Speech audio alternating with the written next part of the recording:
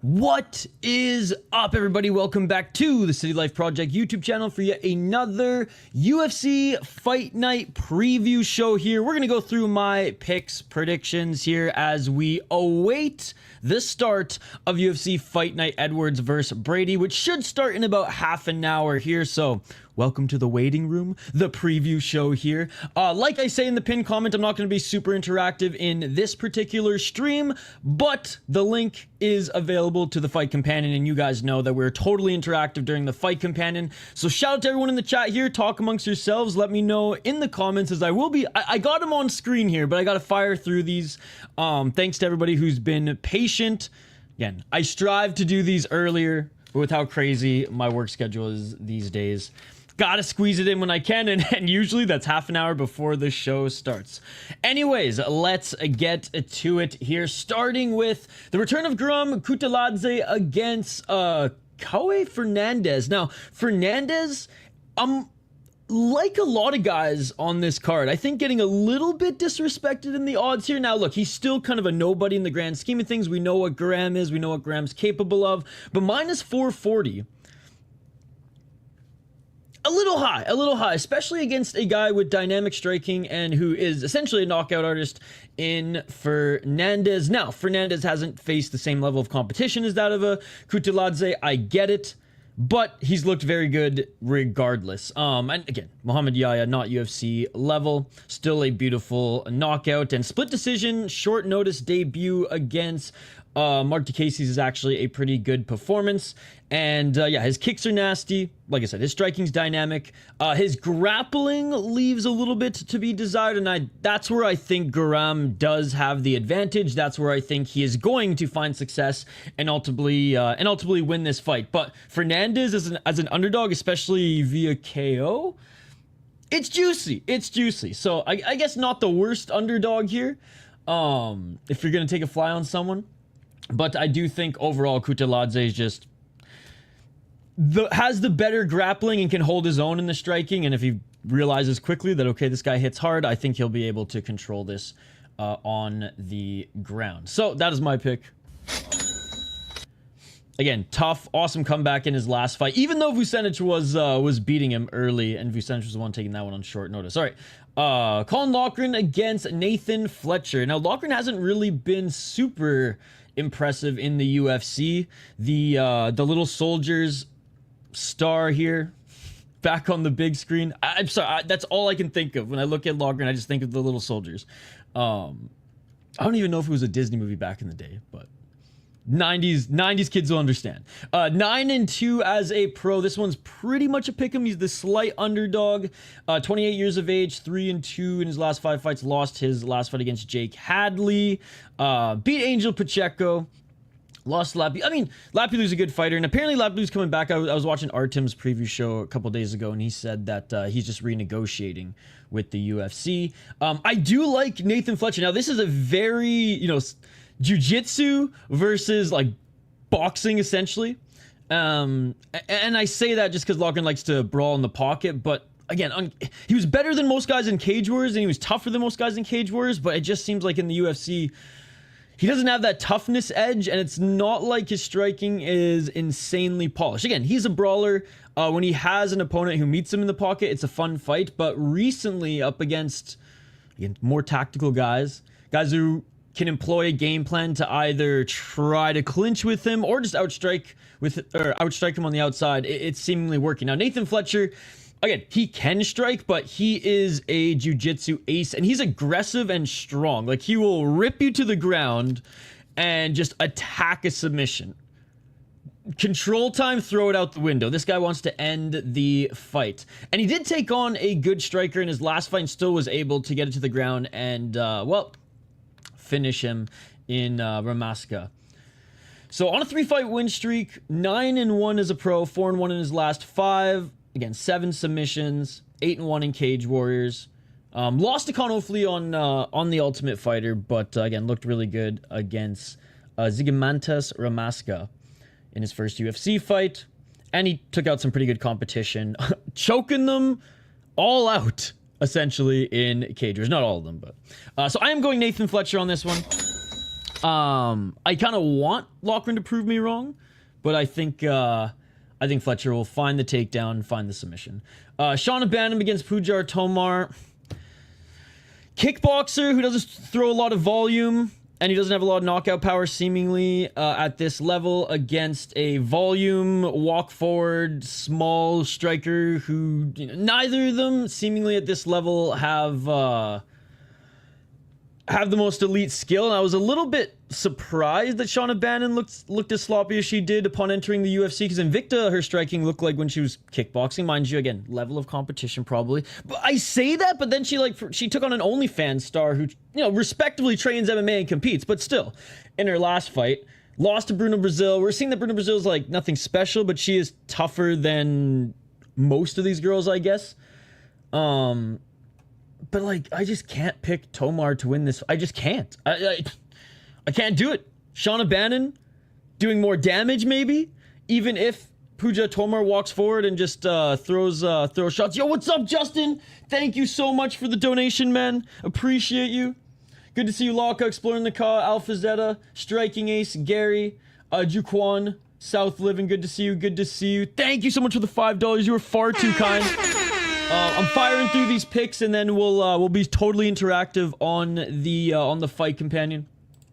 Well, a star is a stretch, but but yes, Shauna Bannon, better strikes, more damage, I guess. I mean, underdog knockout coming from Toma, who does have 6 KOs. That surely is a possibility. Bannon can scramble from the ground to get back up to her feet, but oh man, yeah, I guess the only path to victory for Tomar is a knockout, a clean overhand right, I suppose. Shauna Bannon's takedown defense is pretty good. I think she'll just land the better shots on the feet on the outside. Even if Toma moves forward and like lands hooks, I don't think Toma's going to be looking for that overhand as much as she probably should be in this matchup. That's my prediction. Completely speculatory.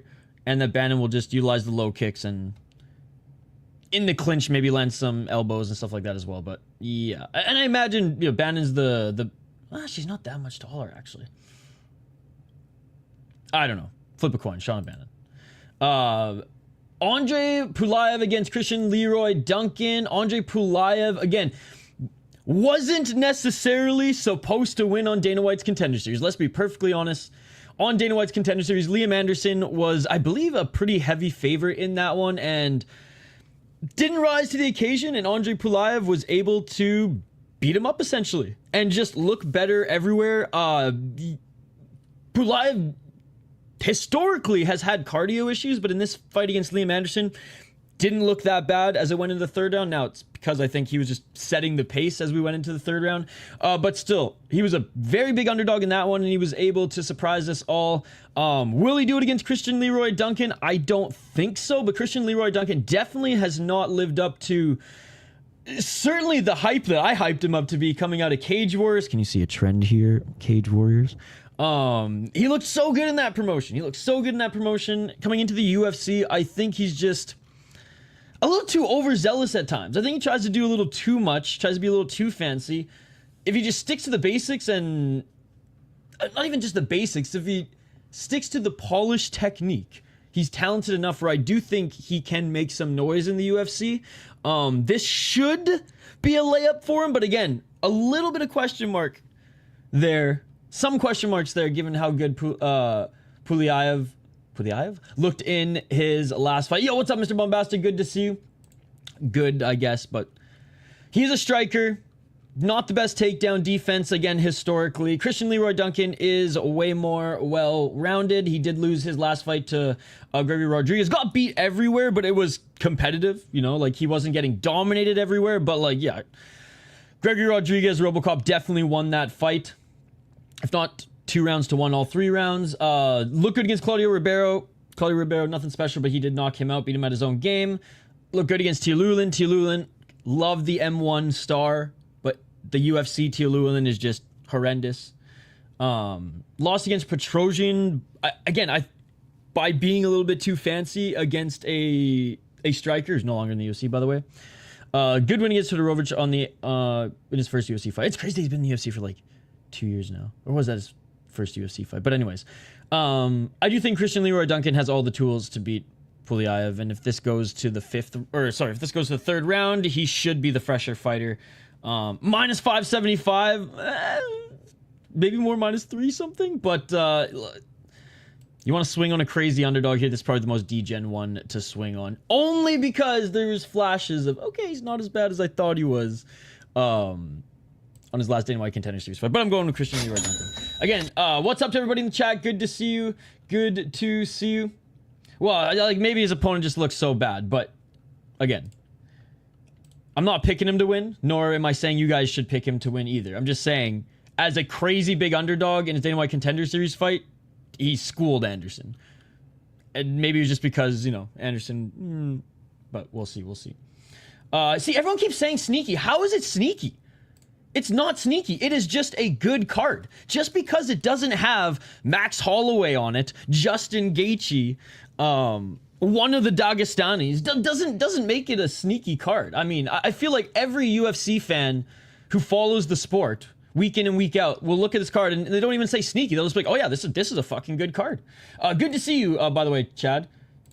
That doesn't matter, Chad. That doesn't matter at all. Fight nights historically, well, I'll say in recent history, in the last 5 years, have been better than pay-per-views. 100%. 100%. Give it a number. The numbers don't matter. Numbers only matter to the people who are forking out $80, like myself last week as a fucking, or not last week. Was it last week pay-per-view? Like the fucking chump I was, and then ESPN fucking crapped out. Never again. Never again. But good to see you guys. Good to see you guys. I'm just saying, I don't think it's a sneaky good card at all. I think any rightful UFC fan will be like, oh yeah, this is a good card, and fight nights can be good, as they should be good. We shouldn't be settling for shitty fight nights. And we aren't anymore, which is awesome. Apex or not Apex now. Marcin Tybura against Mick Parkin. Marcin Tybura does well against prospects.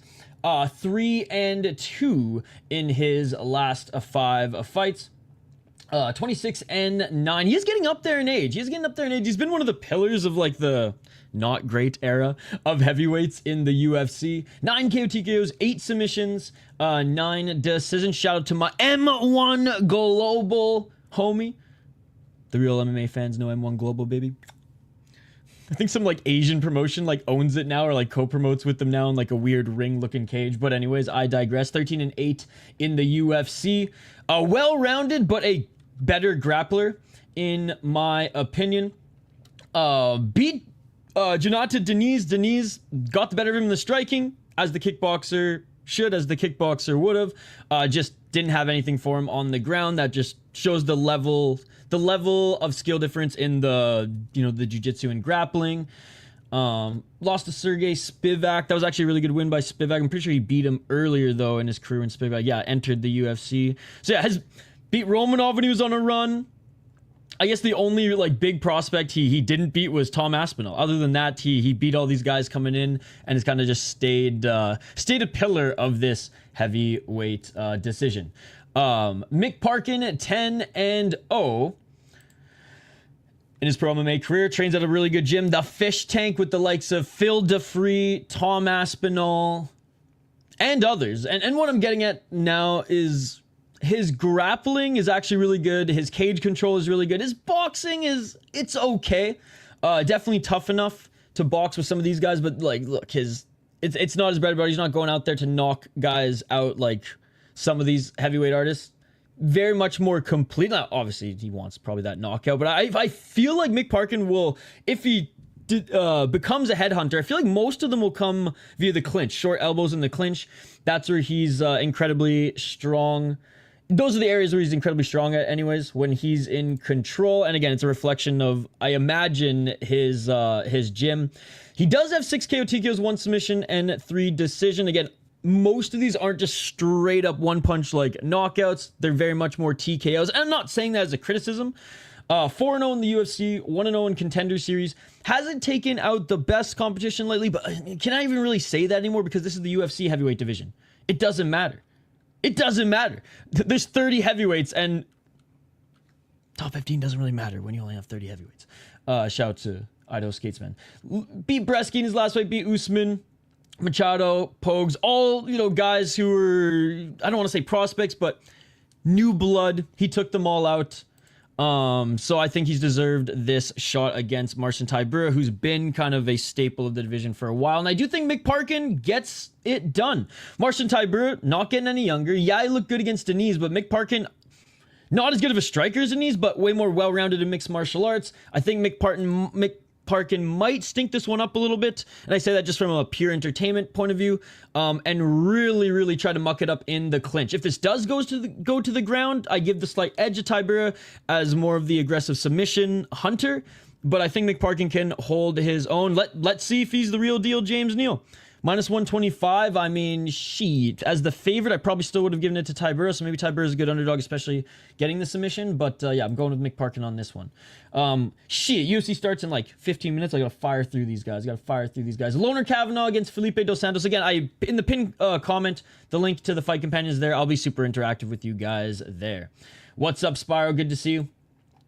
Loner Kavanagh against Felipe dos Santos. I am picking Loner Kavanagh to win. I think the odds are a little crazy. At one point, I think he was like minus 400. I think the odds are a little crazier. He's a very tough boxer with good takedown defense, but Felipe dos Santos is more well-rounded. Now, his striking defense is not the greatest. He's a shoot-to-box guy, and he fights like a shoot-to-box guy.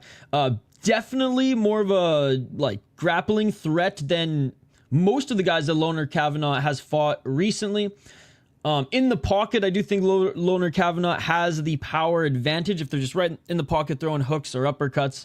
But Felipe dos Santos is the bigger fighter. He's one of the bigger 125ers in the division.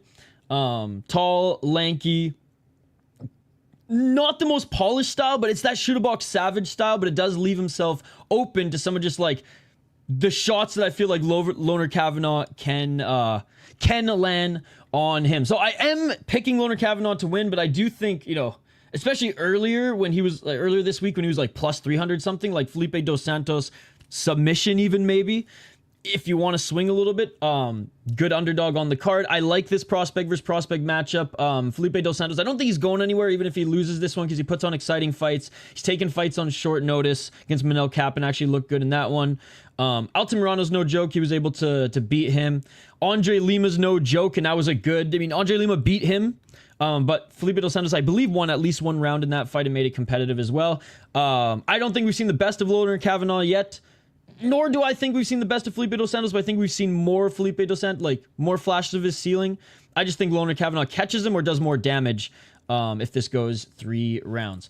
Jai Herbert against Chris Padilla. I don't think I've picked Chris Padilla to win a fight in the UFC yet.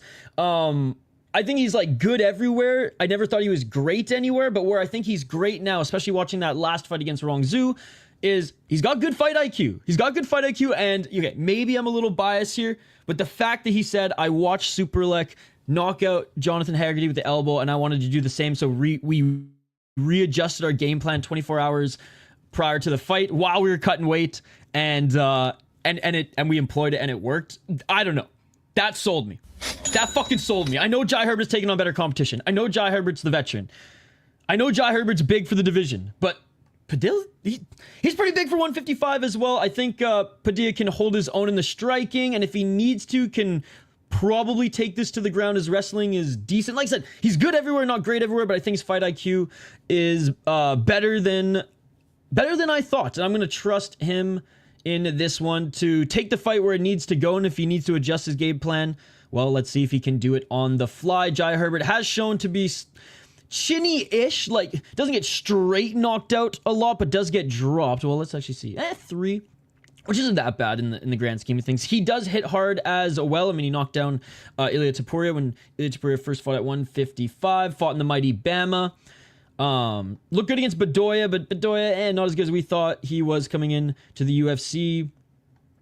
And just overall hasn't beaten the best guys. So let's see if he can take out this prospect here and still show that he's a notable 155 in what I imagine is the final couple years of his career. But yeah, I'm going with Padilla here okay, he is the favorite now. At one point, he was the underdog, and I liked him as the underdog. So, yeah, we're going with Padilla on this one. Nathaniel Wood against Morgan Charrière. 2 Cage Warriors guys going up against each other. 2 former Cage Warriors champions, if I'm not mistaken. I know Charrière was. Nathaniel Wood, I mean, he's got a belt there. It must be the Cage Warriors belt. Okay, yeah. I was going to say, where else would he? Bama? No, he's too young for Bama. Nathaniel Wood against Morgan Charrière. A well-rounded, boxing-heavy style fighter with no knockout power against more of a cerebral striker, just a little bit more. I don't want to say like unpolished, but not as polished as Nathaniel Striker, but with power. I do think Nathaniel Wood is more well-rounded in that, like, maybe he won't aggressively hunt submissions, but Nathaniel Wood, from what I've seen, like, is not a fish out of water on the ground. Does well getting back up to his feet, does well taking guys to the ground, off the cage, usually with the body lock, takedown, or trip, ground and pound back up to his feet. He knows how to win fights in every area, and he's a very smart fighter as well. Morgan Charrière, again, relies on his power, relies on his finishing ability more than anything, and sometimes that burns him. He's never been knocked out. Again, Nathaniel Wood's not going to be one to knock him out. If he does that, that's going to be crazy. It took him a while to get to the UFC as well. Lost to Chepe Mariscal, but showed well in that one. Good knockout against Gabriel Miranda. Again, a knockout artist who's a little bit more crazy in his style versus a more polished and well-rounded fighter without that knockout ability against Nathaniel Wood. Nathaniel Wood, is he still the underdog? Yes, he is. I like him as the underdog. I'm going Nathaniel Wood to win by decision. Like I said, I just think he's the smarter fighter, and I think he knows how to win the fight everywhere. And I think he's tough enough not to get knocked out by Morgan Charrière. Both of them 4-1 in their last 5 fights, winning their last fight as well. Jordan Vucenic against Chris Duncan. I'm going to Jordan Vucenic. Fought on a week's notice after a fight in Cage Wars. So he fought in Cage Wars a week later, came into the UFC, and looked really, really good against Guram Kutaladze. Like, it was one of those where he won the first half of the fight, Guram won the second half of the fight, Guram ended up taking it. I've been a huge fan of Jordan Vucenic for a little while. I loved his Cage Warriors run. I never thought his striking was like anything special, but it's gotten a lot better, and it proved that in the Guram fight, proved that in the Adrian Kepa fight, and he's an insanely good grappler. I honestly think his cardio was affected because he fought a week prior to his UFC debut.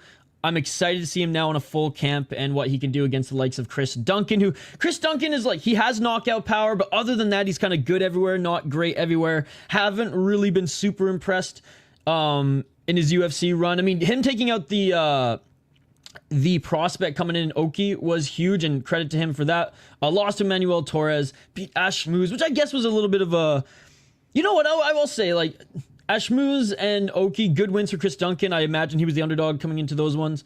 But yeah, the most memorable moment for me from Chris Duncan was his knockout on Dana White Contender Series. Other than that, I've been like, yeah, he's fine. The UFC will keep him. He's getting wins. So props to him there. I just think Jordan Vucenic may not have the power that Chris Duncan has, but I think can match his striking, and he's the way better grappler. So I'm going with Jordan Vucenic to win this one. Molly McCann against Alexia Thainara. I'll be quick with this one because there's not much to it. Molly McCann's grappling is getting better. I still think Thainara could just out-grapple her, win the exchanges in the scrambling exchanges. I don't think any of them will lean on their grappling unless Molly McCann just like randomly lands a spinning elbow or spinning back fist on Thainara in the pocket. Thainara is longer, taller, the better striker on the outside. Does she have the same power as Molly McCann? It's yet to be seen at the highest level, but she actually is a very good grappler as well. So maybe she loses the striking battle. She just wants to throw down in the pocket with Molly McCann. I doubt she'll do that. I think she'll pick her apart on the outside. I think she'll land leg kicks, and if this does go to the ground, Thainara will probably submit her. So I'm going with her in this one. Featured fights, Kevin Holland. I'm hyped for this card too, buddy. Good to see you in the granite. Good to see you, Dylan. We have Kevin Holland against Gunnar Nelson. For fuck's sake, this is probably the hardest one to pick because do any of us trust Kevin Holland anymore? The answer is no. Gunnar Nelson, do we trust him coming off a 2-year layoff? Beating Brian Barberina, which was an easy win for him. It was a good win for him. He looked flawless in that one. Coming off a year layoff where he beat Sato. Again, Sato's fine. Good win. For then 2 years off, 5 years ago. Like, he just doesn't fight enough. We're like, I don't trust either of these guys. I don't trust either of these guys, but you got to imagine that Kevin Holland, like, just as a competitor, wants a win. Like, I know he's taking fight after fight because he just, he must love to compete. He's got the skill. He remains healthy enough. I need him to care in this one. If Kevin Holland cares and actually tries that extra little level to defend the takedown, I think he can keep this on the feet. And I think he can probably knock out Gunnar Nelson or TKO him. I can't believe I'm saying this, but I'm trusting Kevin Holland. If Gunnar Nelson had a 7-month layoff, I'd pick him in a heartbeat to out-wrestle and out-grapple Kevin Holland and just beat him up in that area. I got to imagine that even though it was 2 months ago, that Kevin Holland is like, I need a win in this one. I need him to, like, really, you know. What's up, Tank Top MMA? And I'm not suggesting that Kevin Holland doesn't care going into fights. He obviously does. He's a professional athlete. This is his profession. This is what he does. And fighters care, man. Just that extra step, that extra fire. And yeah, he's 1-4 in his last 5. That should be fire enough. Dana ain't gonna give him those custom friggin' sneakers if he keeps losing fights. I'm just saying. If Gunnar Nelson was active, I would pick Gunnar Nelson. He's not active. He's getting up there in age. I don't know where the fuck he's been. Maybe he's just been training in some, like, cave somewhere. But doing more ice baths than me this winter. I don't know. Kevin Holland, as an underdog too, bro. Come on, Kevin. You can do it. You can do it. We'll jump into UFC in 5 minutes as it just started, ladies and gentlemen. But let's fire through this here. The stream is already up, so if you want to go hang out in that lobby once we're done here, you can. Jan Błachowicz against Carlos Ulberg. Kind of the same thing. If Jan Błachowicz wasn't coming off double shoulder surgery, which, I mean, we've seen the likes of, like, Yuri Prochazka come back from a shoulder surgery and look okay, but Jan Błachowicz is a lot older than him, has taken a lot more damage than him, and has... And actually, you know what? Yuri Prochazka has just as many fights, I think, as Jan Błachowicz, or almost as many. But Jan Błachowicz has been around a little bit longer, all right? And Jan Błachowicz has taken a lot of damage throughout his career. He's dished a lot of it as well. Those adamantium bones, you know, they're not going to last forever, Jan. They're not going to last forever. He's had a almost 2-year layoff as well.